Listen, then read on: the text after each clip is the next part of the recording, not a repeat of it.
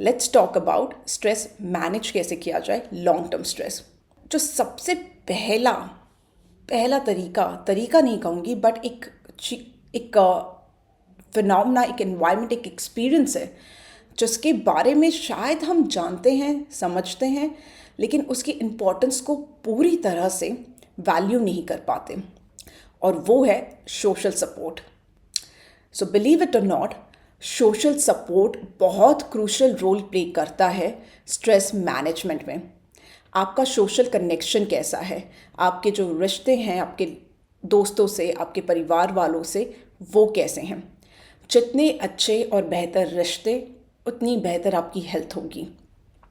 अब ये चीज़ कहना थोड़ा मुश्किल हो जाता है आज के टाइम में, जहाँ पे सोशल कनेक्शन और सोशल सपोर्ट बहुत ही डिजिटल मीडिया से रिप्लेस हो चुका है।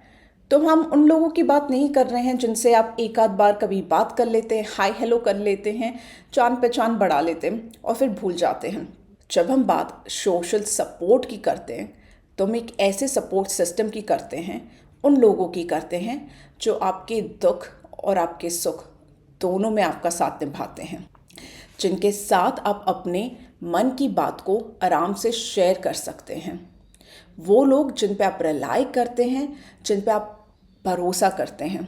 और ऐसे ही लोगों से, ऐसे ही रिश्तों से आपका सोशल सपोर्ट सिस्टम बनता है। और ये जो सिस्टम है और ये जो रिश्ते हैं, वो एक दिन, एक महीने या एक साल से नहीं बनते। इन पे हमें लगातार मेहनत करनी पड़ती है, इनको हमें लगातार वक्त देना पड़ता है। अगर आप एक अच्छा रिश्ता मेंटेन करना चाहते हैं किसी से भी, चाहे वो एक बच्चे और उसके पेरेंट का हो, चाहे आपस में हस्बैंड एंड वाइफ का हो, चाहे आपका अपने इन लॉज के साथ हो, आपको वक्त देना पड़ेगा। आपको कुछ एडजस्टमेंट्स, कुछ एफर्ट्स लगाने पड़ते हैं, क्योंकि हर इंसान अलग अलग है, सब लोगों की नेचर अलग है, उनकी ज़रूरतें अलग हैं। और अच्छे रिश्ते तभी बन पाते हैं जब आप थोड़ा बहुत एडजस्टमेंट कर पाएँ। और ये सब आपके लिए अच्छा नहीं है, बल्कि एक पूरी इकोसिस्टम के लिए अच्छा है। तो इस तरह के मजबूत और क्लोज रिलेशनशिप से ही आपका सपोर्ट सिस्टम बन पाता है। और ये रिलेशनशिप ज़रूरी नहीं है कि बहुत सारे लोगों के साथ हो, उसे मेंटेन करना वैसे भी मुश्किल है। बट अगर आपकी लाइफ में एक या दो लोग भी ऐसे हैं, और सिर्फ लोग ही क्यों, अगर आपका इस तरह का अटैचमेंट आपके पेट से है, कोई भी तरह का पेट हो या कोई भी ऑब्जेक्ट या कोई भी एक्टिविटी हो जिससे आप जुड़ा हुआ महसूस करते हैं, जिससे आपको मदद मिलती है जब भी आप परेशान हो तब अच्छा फील होने में, ऐसे लोग, ऐसे पेट्स या ऐसी कोई भी ऑब्जेक्ट जो आपको एक कंफर्ट प्रोवाइड करती है, आपको रिलीफ प्रोवाइड करती है, जिनसे बात करके या जिनके होने से ही आपको बहुत ज़्यादा रिलैक्सेशन महसूस होता है, आपको एक स्ट्रेंथ मिलती है। इस तरह के लोग, फिर चाहे वो एक या दो लोग हों, चाहे आपके पेट्स हो या फिर आपके कोई भी तरह का ऑब्जेक्ट जिससे आपको इस तरह का जुड़ाव हो, सिर्फ इतने से ही आपकी लाइफ में स्ट्रेस को लेके, उसको डील करने को लेके बहुत चेंजेस आएंगे। क्योंकि स्ट्रेस को आप अवॉइड नहीं कर सकते, स्ट्रेस लाइफ में आता ही रहेगा। बहुत सारी स्टडीज़ की गई है, जिसमें से एक स्टडी का जिक्र मैं यहाँ पे करूँगी। वो एक्सपेरिमेंट था जिसमें छोटे बच्चों को लिया गया था और उन छोटे बच्चों को एक फिज़िकल स्ट्रेसर दिया गया। फिज़िकल स्ट्रेसर जैसे कि इंजेक्शन लगाना या उनको किसी तरह का फिज़िकल चोट पहुँचाना, ज़्यादा हार्मफुल नहीं, बस एक एक्सपेरिमेंट जितना वो ले सके। उसके बाद में उनका स्ट्रेस रिस्पॉन्स कितना था, कितना हाई था, लो था, मीडियम था, इसको मेजर किया गया। और उसमें ये पाया गया कि जब इंजेक्शन लगाते वक्त या किसी भी फिज़िकल स्ट्रेसर से एक बच्चा गुजरता है तो उसका स्ट्रेस रिस्पॉन्स जनरली हाई होता है, वो बहुत ज़्यादा स्ट्रेस फील करता है अपनी बॉडी में। लेकिन अगर वो अपनी माँ की गोद में है या उसको किसी ने अपने आर्म्स में ले रखा है एंड वो रो सकता है आराम से, तो उसका स्ट्रेस रिस्पॉन्स कम हो जाता है। इसी तरह की काफ़ी सारी स्टडीज़ की गई हैं जिसमें ये पाया गया है कि अगर आपके पास में आपके अपने हैं और आप उनके साथ में सुख दुख बांट पा रहे हैं, तो आपका जो स्ट्रेस रिस्पॉन्स है वो जनरली रिलेटिवली कम होता है। आपको कम स्ट्रेस महसूस होगा, आपको कम पेन महसूस होगा और आप जल्दी रिकवर कर पाएंगे, सिर्फ इतनी छोटी सी बात से कि आपके पास में कोई है। तो ये काफ़ी आसान हो जाता है समझना कि इंडियन कॉन्टेक्स्ट में, इंडियन फैमिली सिस्टम में तो सपोर्ट सिस्टम बहुत अच्छे से, हम अपने पेरेंट्स के साथ में रह रहे हैं या फिर अपने दोस्तों की बात कर लें या फिर आपके इन लॉज के साथ में हो, तो आपको लगता है कि हाँ सपोर्ट सिस्टम तो है, तो हमें इसके बारे में चिंता करने की कोई ज़रूरत नहीं है। लेकिन अब समय वैसा नहीं रहा। जैसी सिचुएशन चेंज हो रही है, जितना हम वेस्टर्नाइज्ड हो रहे हैं या जितने डिस्टेंसेस हमारे बीच में आ रहे हैं, उतनी इनसिक्योरिटीज़ भी बढ़ रही हैं और इनसिक्योरिटीज़ के कारण काफ़ी गलतफहमियाँ भी होती हैं।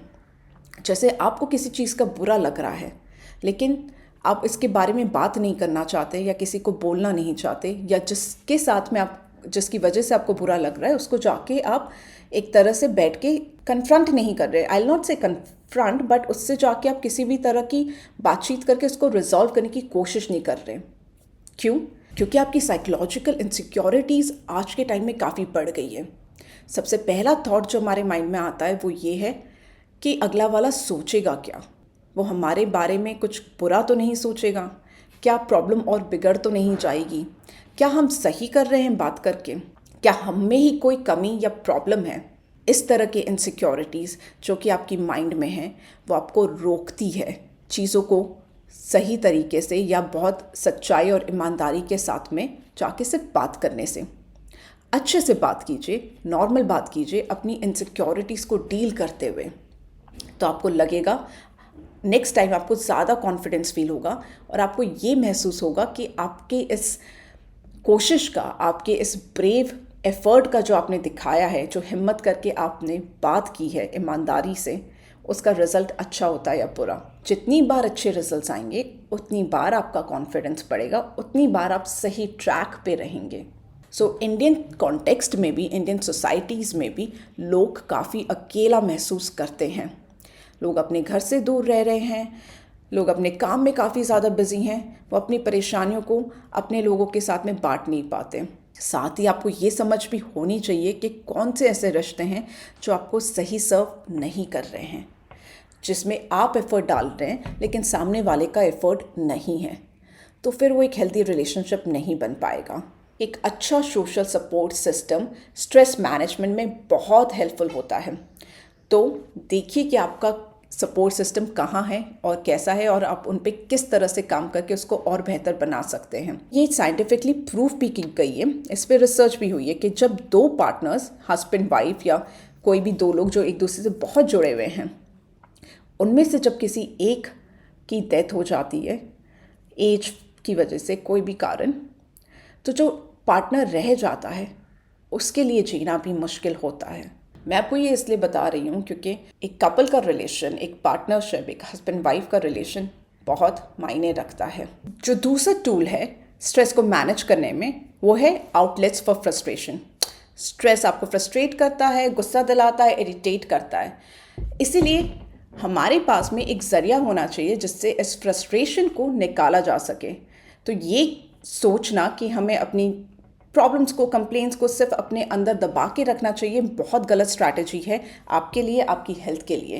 तो एक बेहतर तरीका इसको डील करने का ये होता है कि आप कुछ ऐसी एक्टिविटीज़, कुछ ऐसे बिहेवियर्स में अपने आप को इन्वॉल्व करें जिससे ये प्रॉब्लम, स्पेशली जो ये एक्सेस एनर्जी आप फील कर रहे हैं, स्ट्रेस के टाइम पे होता है ना कि आपको बहुत गुस्सा आ रहा होता है, तो वो भी एक फॉर्म ऑफ एनर्जी है, या आप बहुत परेशान हो रहे होते हैं, वो भी एक फॉर्म ऑफ एनर्जी है। इस एनर्जी को निकाल सकें, इस फ्रस्ट्रेशन को निकाल सकें, इसीलिए एक्सरसाइज करना या किसी भी फिजिकल एक्टिविटी में इन्वॉल्व होना बहुत ज़्यादा हेल्पफुल हो जाता है। और उस फ्रस्ट्रेशन में आप या तो किसी पे गुस्सा करेंगे या चिढ़ जाएंगे, या अपने अंदर ही अंदर उसको दबा के उसको एक काइंड ऑफ इग्नाइट करते रहेंगे। इससे आपके सब हार्ट पे प्रेशर पड़ेगा, आपकी लाइफ में कोई चेंज नहीं होगा।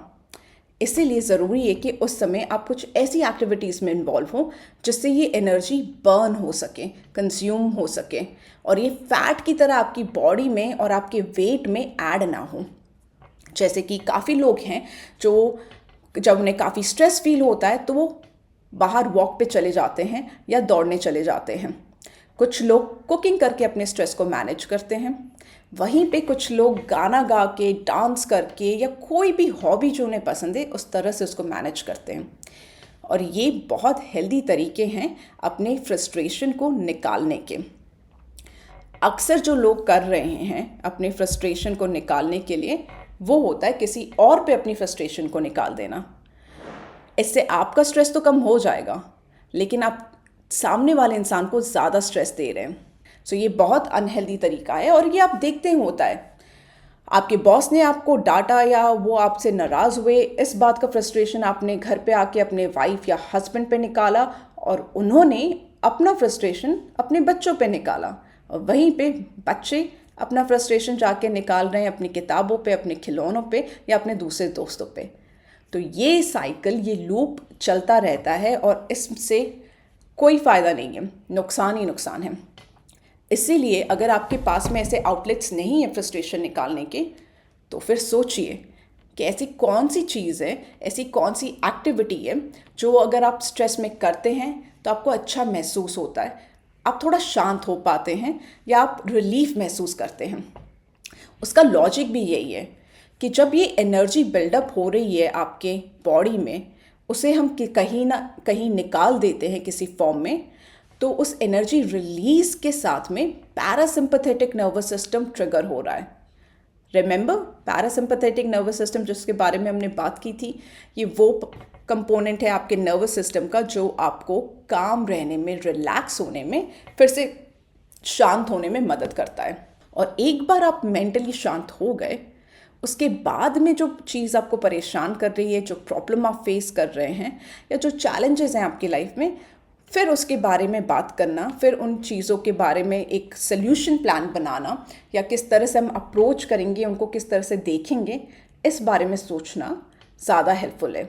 मैं जानती हूँ कि जब प्रॉब्लम्स आती हैं तब इन सब चीज़ों के बारे में सोचना थोड़ा मुश्किल हो जाता है, लेकिन एक लंबी प्रॉब्लम के लिए, यानी वो उस तरह की प्रॉब्लम, चैलेंजेस जो आपकी लाइफ में एक लंबे समय तक रहने वाली हैं, तो हमारे पास में स्ट्रैटेजीज भी लंबे समय तक वाली होनी चाहिए। इसके अलावा जो चीज़ें आपको लॉन्ग टर्म पे हेल्प करेंगी, एंड आई एम श्योर हम सबको पता है क्योंकि हम इतना सुन चुके हैं, वो है एक्सरसाइज करना। एक्सरसाइज ना सिर्फ आपकी थ्रेशहोल्ड को बढ़ाता है, बल्कि उससे रिकवर होने में, रिपेयर होने में भी हेल्प करता है। और एक्सरसाइज उसमें नंबर 1 है, क्योंकि वो आपको मूवमेंट में हेल्प कर रहा है। कोई भी चीज़ अगर मूवमेंट में हेल्प कर रही है, यानी वो एनर्जी को यूटिलाइज कर रही है, यूज़ कर पा रही है, वो फैट में कन्वर्ट नहीं हो रहा है आपकी बॉडी में, वो एक ओवरवेट, ओबीज फैक्टर नहीं बन रहा है, तो इसलिए मैटर करता है।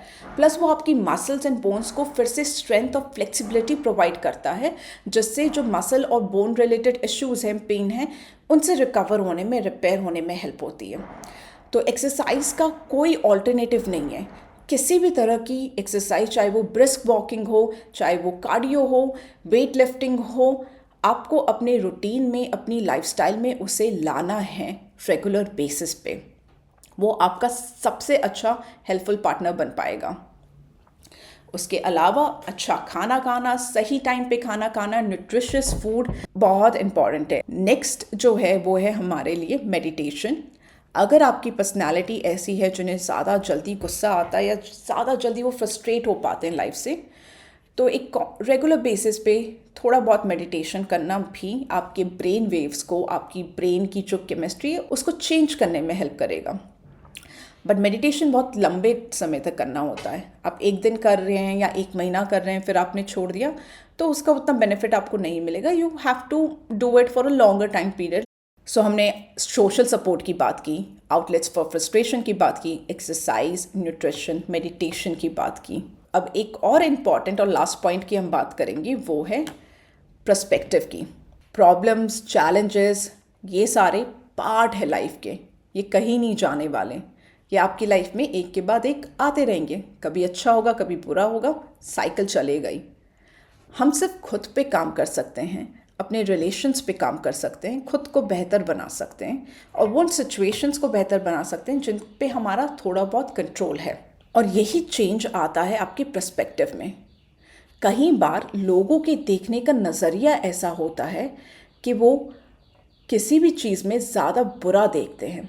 हाँ, आपके साथ गलत हुआ, या आप एक प्रॉब्लम में हैं इस वक्त, या लाइफ की सिचुएशन अच्छी नहीं चल रही है, या कोई बीमार है, अब उसका क्या किया जा सकता है?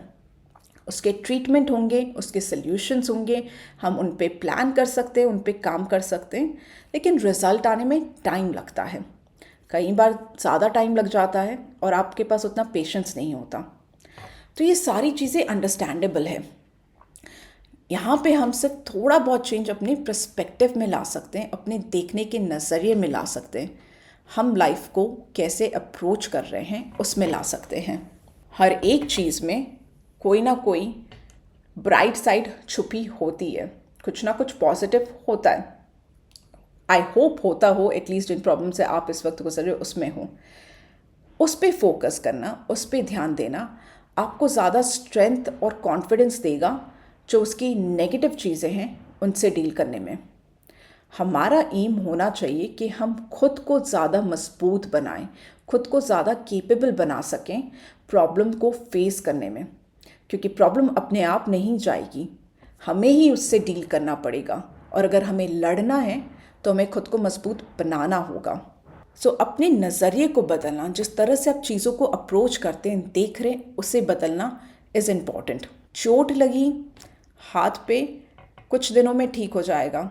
थोड़ा बहुत मनमुटाव हुआ किसी से, बातचीत करके आप रिजॉल्व कर लेंगे। लेकिन क्या होता अगर वो चोट आपकी जान ही ले जाती, या एक ऐसी जगह पे चोट लग जाती जिससे रिकवर होना मुश्किल हो जाता?